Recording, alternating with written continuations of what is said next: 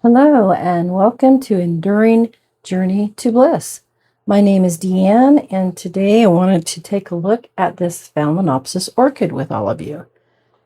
This particular Phalaenopsis is a no ID Phalaenopsis that I bought probably either at my grocery store, possibly Home Depot, possibly Lowe's, about 3 years ago at least.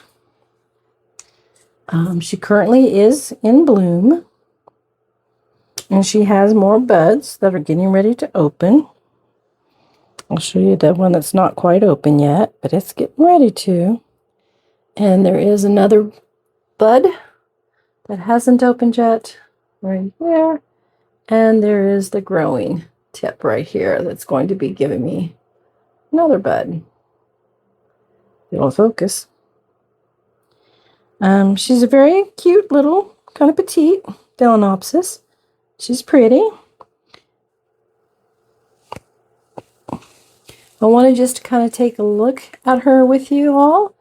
She has good, strong leaf structure. You cannot fold or bend, really, her leaves. They're nice and firm. Very good structure. She has an aerial root coming out right here between her leaves. That's very normal, very typical. And I want to take a look at her root system. So, like I said, I've had her for at least 3 years. It's almost time for me to cut her base here. And sometimes when you have an orchid for a while, it continues to grow up. Phalaenopsis are monopodial. They grow just from this one access point. And so as they grow up and old leaves die, just the normal process of the growth of the plant, the stem down here gets longer and longer because the leaves, as it's growing up, are growing up higher on the stem. And this down here begins to get woody. And when it gets woody, you can tell after you've done this for a while, when they're ready to be cut, you just kind of cut it, the smaller part down here. I don't take off big cuts at a time because I don't want to cut into living green material in the stem. But the lower stuff, when you cut into it, it's typically brown and very hard.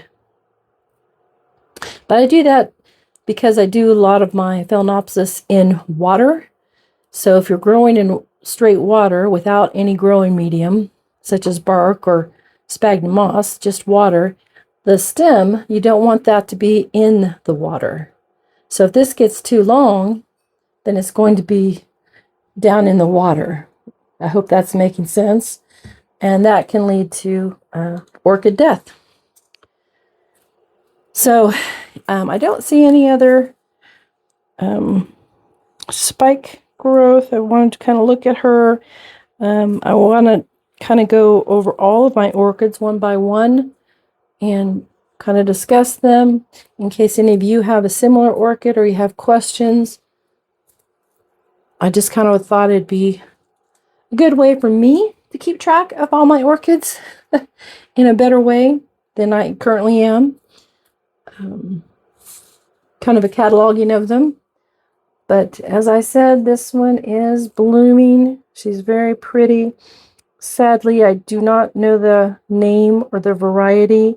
When I purchased her, she did not have a tag. If she had a tag, I would have put it with her and kept it with her. But she didn't have one, so a lot of people refer to these as NOID, or they'll call it a noid, and that just means no identification variety. So, yeah, she's very healthy. I'm going to go ahead and I'm going to wash her little container, get that cleaned up, and after I wash that, I will come right back. So hold tight, please. All right, so her container is nice and clean again. That's one of the things I like about growing in water. I can't do that when they're in bark or they're in lava rock because I do grow some of my orchids still in lava rock. Sometimes I've grown them in glass pebbles. So for me, the point of a lot of times whatever medium I'm growing it in is for stabilization of the plant. The plant typically is not pulling nutrients, even if it's in orchid bark. The orchid bark, it does have some tannins in it because it's a bark, it's from the trees, but it really doesn't have any true nutrition per se in it. Of course, when you fertilize, you're adding that, but I can't really clean unless I'm doing a complete repot. I can't clean like I've done this. So anyway, and if you're growing in bark, or if you're growing in lava rock, or if however you're growing sphagnum moss, please, if you're being successful, don't change because of what I'm showing you. I'm just sharing what I do and trying to explain why I do it. These roots are all nice and firm. There's no squishiness. Now some of these, because this is a one I've had quite a while, they might not look the healthiest, and if they have had some rot, I will pull those off, and I'll pull the filament off, and I'll leave the root itself, like I've done on some of these, as you can see. This one here, I probably need to, nope, still hard. I could probably remove that, but for this video, we're going to leave it. But yeah, so this one is doing quite well. Actually, I think I might have discovered a mealybug, and that's part of why I like to pull these out, look at them all individually. Can you see down in there? I'm hoping that is coming up. I believe that is a mealybug, or the remnants of one. So we're going to give that a nice squirt with my isopropyl alcohol that I always keep on hand in a little spray bottle. And it might have already been dead because that loosened it up. It moved it, and it's now right there. So I'm going to go ahead and get a paper towel over here, and I'm going to clean that off.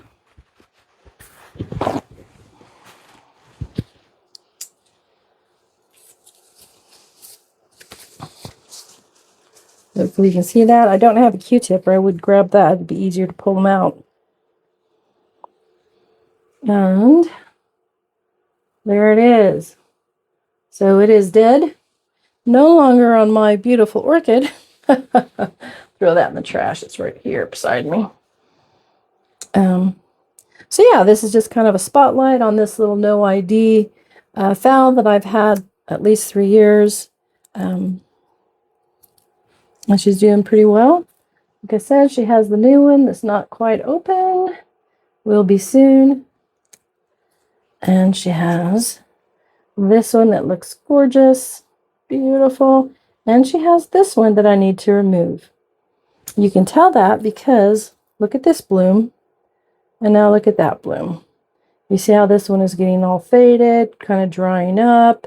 And we'll look at the stems of the little blossoms. This one's nice and green. And this one's beginning to have a white. The color is different. Hopefully you can see that difference. And so those are signs to me it's time to remove this. So as always, I have my sterilized with my alcohol, little clippers, my Fiskars clippers, and we're going to go ahead and just take that off. Again, look at this bloom, starting to look crispy, and look at this beautiful bloom, nice and full still. So yeah, this is in its dry cycle. Typically I do 2, sometimes in the winter because the heater's on, I'll do 3 days in water, and then the rest of the time I have it out. Orchids do their best in a wet, dry cycle.